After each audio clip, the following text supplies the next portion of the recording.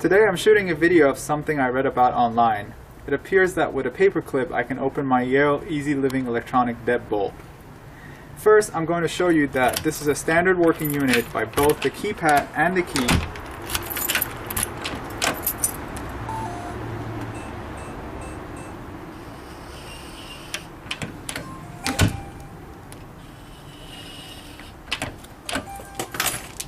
Now I will take a paperclip,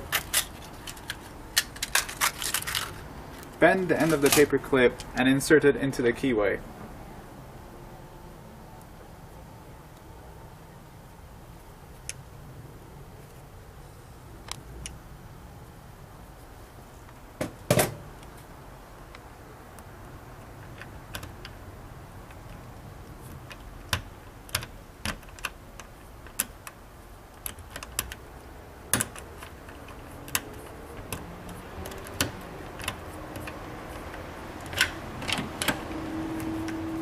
Now as you can see, this lock's been opened.